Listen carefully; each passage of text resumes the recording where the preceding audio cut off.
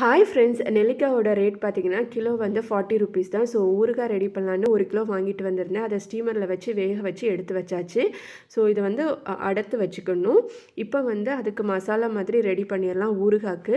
ஒரு கடாய் ஹீட் பண்ணிக்கோங்க. அதில வந்து வெறும் ட்ரை பேன் தான். எண்ணெய் எதுவுமே ஆட் பண்ணக்கூடாது. கடுகு வந்து ஒரு 3 ஸ்பூன் ஆட் பண்ணிக்கோங்க. ஆட் பண்ணிவிட்டு ரோஸ்ட் பண்ணிக்கோங்க. லைட்டாக வெடிக்கும். அதே அதே கடுகு கூட வந்து ஒரு 1 1/2லேருந்து 2 ஸ்பூன் வெந்தயம் அதுவும் ஆட் பண்ணிவிட்டு ரோஸ்ட் பண்ணி இந்த மாதிரி எடுத்து வச்சுக்கோங்க. ட்ரை ரோஸ்ட் தான் பண்ணணும். அதே கடாயில் பார்த்தீங்கன்னா ஒரு 6லேருந்து 7 வரமிளகா அதையும் லைட்டாக ரோஸ்ட் பண்ணிவிட்டு கலர் சேஞ்ச் ஆக வேண்டாம், ரோஸ்ட் பண்ணிவிட்டு எடுத்து வச்சுக்கலாம். தேவையான கல்லுப்பு அதையும் இந்த மாதிரி வறுத்துக்கோங்க. இந்த மாதிரி வறுத்து போடும்போது தண்ணி விடாது உப்பு. அதனால் வந்து ஊறுகாய் ரொம்ப நாளைக்கு கெடாமல் வரும். இப்போ ஒரு இரும்பு கடாயை வச்சுட்டு நல்லெண்ணெய் பார்த்திங்கன்னா ஒரு 100 கிராம் ஆட் பண்ணியிருக்கிறேன். மிளகாய்த்தூள் உங்களுக்கு காரத்துக்கு ஏற்ப ஆட் பண்ணிக்கோங்க. நான் ஒரு 5 ஸ்பூன் மிளகாய்த்தூள், கொஞ்சமாக மஞ்சள் தூள் ஆட் பண்ணிவிட்டு அந்த எண்ணெயிலே நல்லா மிக்ஸ் பண்ணிக்கிறேன்.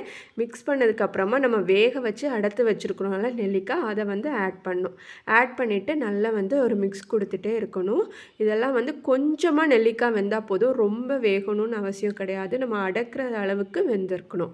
இந்த மாதிரி அடத்து எடுத்து வச்சுக்கோங்க.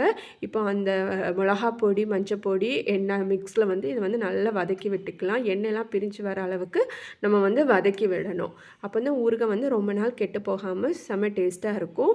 இப்போ நம்ம வந்து எல்லாம் வறுத்து ஆற வச்சுருக்கோம்ல, அதையும் நம்ம வந்து பவுடர் பண்ணி இது கூட ஆட் பண்ணணும். ஸோ உப்பெல்லாம் இருக்கிறனால நான் வந்து பவுடர் பண்ணிட்டு வந்துடுறேன். இதை ஒரு மிக்ஸி ஜாரில் போட்டு பவுடர் பண்ணி எடுத்துக்கலாம்.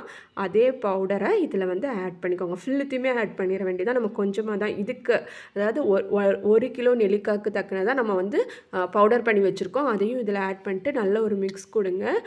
உப்பு காரம்லாம் பார்த்துக்கோங்க. உங்களுக்கு தேவைப்பட்டால் எக்ஸ்ட்ரா போடுங்க. அப்புறமா 1 ஸ்பூன் வந்து காயத்தூள் போட்டு இறக்குனா சூப்பரான ஊறுகாய் ரெடி.